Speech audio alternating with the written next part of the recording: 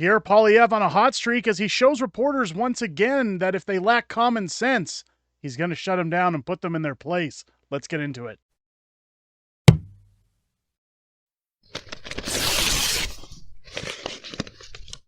Oh, yeah! What's going on, ladies and gentlemen? Welcome back to The Fringe. Pierre Poilievre has just been on the warpath lately when it comes to the wins that he's taking.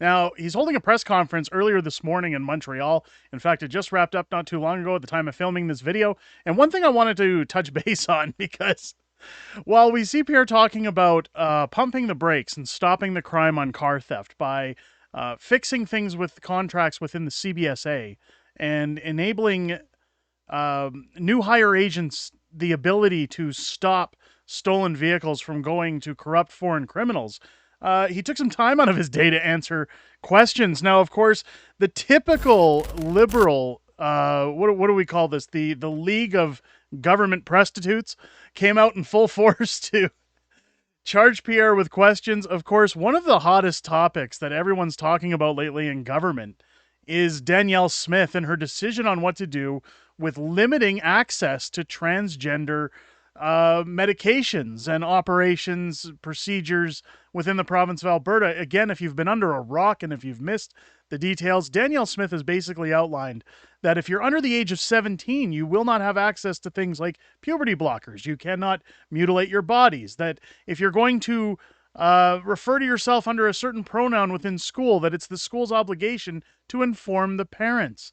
Now, what a lot of these prostitutes are doing, and what we're going to see in the comments here, is they keep kicking up dirt about this like it's a federal problem. We've seen Marcy Ian and Justin Trudeau saying they're consoling children. Well, why are they near anyone's children? Do you guys remember during pandemic lockdown times when Justin Trudeau said, "Parents, step away from the television. It's time that I talk to your kids"?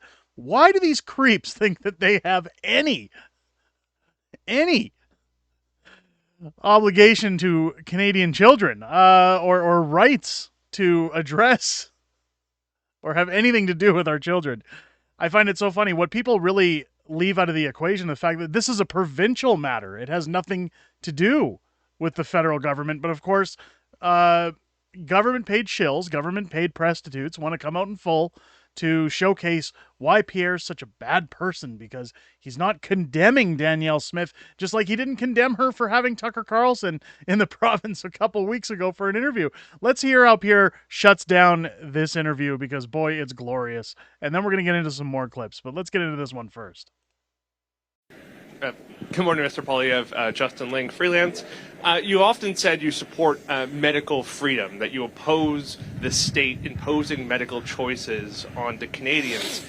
Yesterday, you were asked about a new policy in Alberta, which restricts healthcare for transgender youth in particular. You refused to say where you actually stand on those regulations. First off, before Pierre answers that, they didn't restrict healthcare to transgender youth. And Pierre's going to put that in his answer. Again, for the purposes of fair use, I do have to interject. What he's talking about here, what Danielle Smith was talking about, was restricting children from making rash decisions that can affect their bodies, can affect their appearance, and be permanent. And she has simply stated, much like alcohol, much like cigarettes, much like tattoos, much like marriage, or anything else that's a major life decision, you have to wait until you're an adult. But that's, of course, restricting healthcare. They like to throw those terms around. Let's continue. You attacked journalists who asked you that question as peddling disinformation for the Prime Minister. So can you say now where you stand on the state restricting healthcare access for transgender youth? And can you confirm whether or not your caucus is allowed to speak freely on this issue? First and foremost, you are spreading disinformation, and you refuse to even describe the policy proposals that are being debated. You refuse to even list any of them. And the reason you do, let's be clear why you don't do it. Because you don't want to lose the debate. And so if you keep it vague and you actually refrain from actually describing the policies that Premier Smith is putting in place, then you think that you can misrepresent them and represent conservatives. This is exactly what Justin Trudeau has done. You notice that Trudeau has not given a single example of any of the policies that Premier Smith has brought forward that he individually disagrees with, because he doesn't want to be specific about it. And that's because he and you want to peddle in disinformation in order to demonize Premier Smith and parents. And Justin Trudeau has spread hatred against parents. He's accused Muslim parents of being hateful because they were standing up for their kids. He's attacked Christian parents. He has suggested that parents cannot be trusted with their kids, and I disagree with him. I think we have to trust parents. No one cares for their kids more than parents. And that's why Justin Trudeau should butt out. He should let parents raise kids and let provinces run schools and hospitals. Thank you. There we go. Pierre shutting it down. The answer, I think, was perfect. Aside from not stating the obvious that, again, this is a provincial matter and not really something that the federal government has the ability to weigh in on. Justin Trudeau needs to butt out. And he doesn't care about the actual policies, and he doesn't want to address those policies. And it's important to note that, because in any of these times where you've seen the Protect the Children protests that went on back in September, and the anti-protests that say there's no place for hate, I don't see where there's any hatred in saying what people think is best for their own children or for the rights to know what their children are doing. If you were to ever ask these people in a fashion like Pierre Poilievre does with a lot of these government paid shills, is where is the hate? What hate are you referring to? What is it about my stance on my children that offends you? They wouldn't be able to give a solid or even viable answer. Of course, they would just spew rhetoric and say, well, you're you're bigoted, you're phobic, you're all these things, because those are easy outs. When you ask open-ended questions rather than closed questions, they can't answer them back. Justin Trudeau, again, much like Pierre has stated before, is that he's using this as a move in his next campaign. He's using this as his next method of divisiveness in the country, like he did during lockdowns. It's going to be his... it's going to be what he goes all in on when it comes to how the country views each other. Justin Trudeau thrives on splitting people into groups, and by lowering the margins of large groups of people, by spreading this kind of disinformation. I hate using that word, because there's power in numbers. He doesn't want us to work collectively. He wants us to be against each other. But the comments didn't stop there. Pierre, of course, dealing with another one when he calls out the incompetency of multiple mayors, such as Calgary's failed woke mayor Jyoti Gondek. He doesn't mention Olivia Chow by name, but of course, we know that she's probably a good part of that group. But let's get into this statement, because this one's classic. Rob Lurie, CTV. Last time you were here, you referred to the mayor of Montreal as incompetent. She took umbrage with that remark. Do you have any plans to sit down with the mayor of Montreal and mend fences, or do you still maintain that Valerie Plante is incompetent? Well, first of all, I think it's an unfair question, because you failed to point out that I have called other mayors from right across the country incompetent. In fact, I think that there are even more incompetent mayors in other regions of the country. And the problem is that Trudeau keeps giving them our tax dollars. These mayors, let's put this into perspective. The city of Vancouver, through its red tape and charges, adds $1.3 million to the cost of every newly built home. That is incompetence. The city of Winnipeg has blocked 2,000 homes right next to a transit station built for those homes. A court decision has overruled that decision. That is incompetence. Here in Montreal, the city has blocked 24,000 homes since Valerie Plante became mayor. Yes, that is incompetent.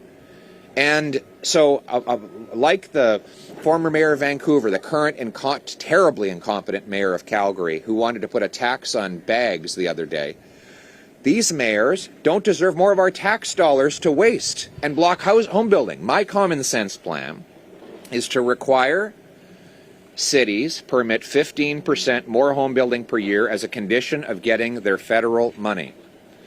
I'll require every federally funded transit station be permitted for sky rises so seniors and students can live next to the bus or train.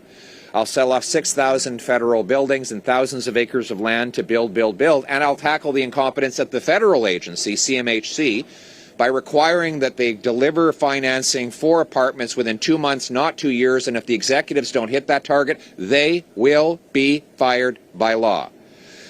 And in conclusion, you know, it's sad when politicians' feelings are hurt. But you know what's more sad? When single moms don't know how to pay the rent because of political decisions that they didn't make. When there's 30 homeless encampments in Halifax, that's sad to me. When 40-year-olds are living in their parents' basements, unable to have kids because housing costs have doubled after 8 years of Trudeau giving money to local gatekeepers.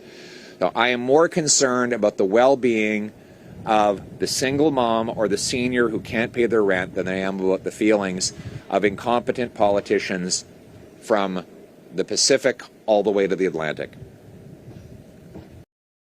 There, Pierre coming in with the killing blow in terms of common sense and his common sense plan for the country of Canada. I don't know about you guys, but I think we're all due for a little bit of common sense. And I think it's great to see Pierre again standing his ground. He's getting a little bit back more into that mode that we all remember back when he was finance minister, before he was running for the head of the party, when he wanted to punch back at anybody who wants to question the policies that he feels are best for Canadians. Now, again, he's talking about homes that are being blocked in multiple cities by incompetent mayors. You look at the city of Toronto, where Olivia Chow was just given $150 million of Canadian taxpayer money to give 2,000 homes away to refugees. We're not housing our own people. No, we're going to build homes for refugees. We're going to give them somewhere to live while they feed off of our welfare system and they do nothing and bring nothing of value to the country. This is where we're at. Pierre Poilievre talks about kids who can't have families because they're living in their parents' basement. This is all by design. This is population control. If the city of Toronto needs $150 million for homes, why aren't refugees being moved to cities like Toronto or Montreal, where they're being blocked from building houses? And why aren't they told, hey, build the houses for them here? You obviously have the money. You're just shutting them down. Cities like Winnipeg, where it's, hey, I'm not saying we should be putting refugees there, but why are we stopping people from building homes for people that are living on the streets, people that can't afford other homes? It's all about supply and demand. In order to keep the cost of housing high, they have to limit the supply that's out there. And with today's interest rates, the banks can't afford for homes to collapse, for homes to come down. Now, the writing is on the wall that things are going to change, but I don't think the bubble is going to burst in the sense that some, we'll say predictionists are saying it's going to go. I think, again, I've said it before, I think we're going to see about a 10 to 15% correction. I think in larger cities like Vancouver, Toronto, Montreal, you may see larger adjustments in terms of overinflated homes when that time comes. But it's going to be interesting with Pierre pushing on the premise of building more homes in these big cities as to what that means in terms of land value when he becomes prime minister. Again, common sense wins the day. Ladies and gentlemen, let me know what you guys think down below in the comments. Did Pierre make a good move today? Is this the Pierre we're all missing? And are we ready in Canada for a little bit more common sense? Give me your opinions down in the chat. If it's your first time here, I hope this video has earned your subscription. As you're hitting that button and clicking the bell for notifications, don't forget our streams have changed. Join us this Friday for Friday Night Fringe, our new evening for live streams where we sit down at 6 p.m. Pacific time, 8 p.m. Central, and we go over everything that's happened this week. We got a little bit of back and forth with the community, and it's nice to talk with you guys outside of making these videos. I look forward to seeing each and every one of you there. I hope you have a great rest of your day, and maybe have a little bit of common sense. I'll catch you on the next one.